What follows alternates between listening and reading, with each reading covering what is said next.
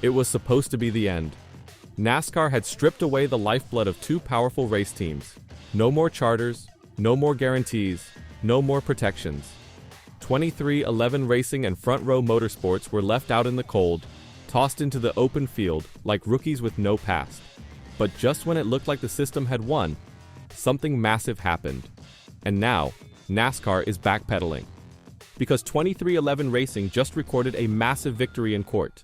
And it all started with a single line in the updated rulebook. Let me explain. It didn't start in the courtroom. It started in the garage, in whispers and warnings. When 2311 Racing and Front Row Motorsports refused to sign NASCAR's 2025 charter agreement, they weren't just challenging a contract, they were lighting a match in a room full of gasoline. NASCAR had grown used to obedience, to teams playing along, to silence. But suddenly, two of the sport's fastest growing operations said no, and that sent shockwaves. Behind closed doors, owners worried. If these two could be punished for speaking out, who was next? NASCAR hit back hard, revoking their charters and sending a message to the whole garage: fall in line or fall out. But what NASCAR didn't count on was resistance. Denny Hamlin, backed by Michael Jordan and armed with legal firepower, took the fight straight to court. And what followed was a chess match no one saw coming. When 2311 and FRM first filed their lawsuit against NASCAR, it wasn't just about money, it was about power, control, and a system built to keep the France family on top. The teams argued that NASCAR's charter agreement wasn't just unfair, it was illegal. A monopoly, plain and simple. At first, it seemed like the teams had scored a win. A judge granted them a preliminary injunction last December, which let them race like full chartered teams while the lawsuit played out. But that win was short-lived. On June 5th, the Fourth Circuit Court yanked the injunction away. The appeals were denied. And suddenly, 2311 and FRM were racing without a safety net. This was no small thing. Without charters, the two teams would lose about 2/3 of their race weekend earnings. That's tens of millions of dollars. Worse, they had no guaranteed entry into races.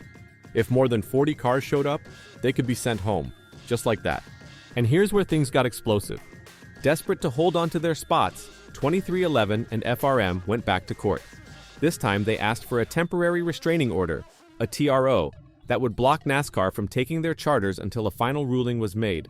The court said no, but they didn't shut the door all the way. The judge left one line hanging in the air. If these teams are in danger of missing a race, that could be considered irreparable harm. That changes everything. Why? Because suddenly, NASCAR had a new problem. If they allowed field sizes to creep over 40 cars, 2311 and FRM could actually miss a race. And if that happened, the court might step in and give them back their charters anyway. So NASCAR did what NASCAR does best. They rewrote the rules to protect themselves. A new line quietly appeared in the rulebook. It read, NASCAR, at its sole discretion, may elect to limit the number of entries for a race to 40. In such instances, open teams will be determined based on team owner point standings. Translation? NASCAR won't let more than 40 cars race, and they'll use points to decide who gets in. That means 2311 and FRM, both strong teams with points to spare, are safe. NASCAR didn't do this out of kindness. They did it to stop the courts from slamming the hammer down. It's a legal checkmate.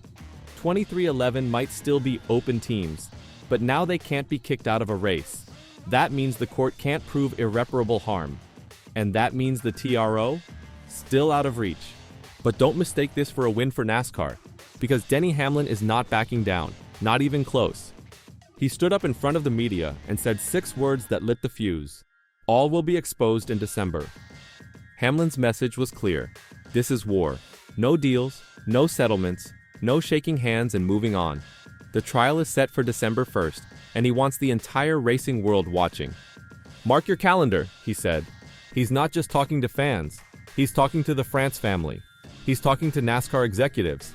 He's talking to everyone who ever thought 2311 would bow down. And here's where things get really interesting. Because while Denny Hamlin is shouting from the rooftops, Tyler Reddick is keeping his lips sealed. The rising star, who took 2311 to the championship 4 just last year, has a contract clause that lets him leave if the team loses its charter. And now, that clause is active. When asked about it, Hamlin dodged. Reddick flat out refused to talk. But silence can be just as loud as shouting. What happens next could shake the sport to its core. Because this isn't just about one team or one charter.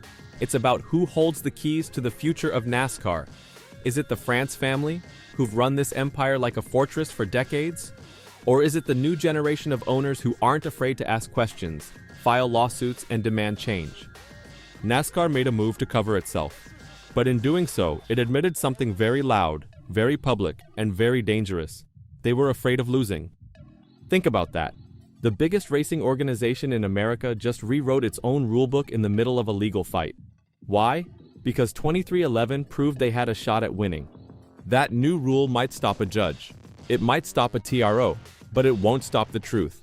Because come December 1st, Denny Hamlin says everything will come out. Contracts, conversations, power plays, every buried secret. And here's what makes it even crazier. This isn't even about racing anymore.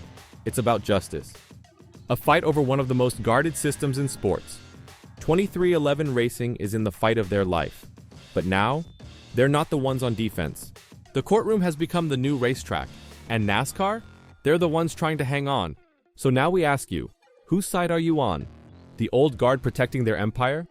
Or the rebels who dared to challenge the throne? Because one thing is clear, this fight is far from over.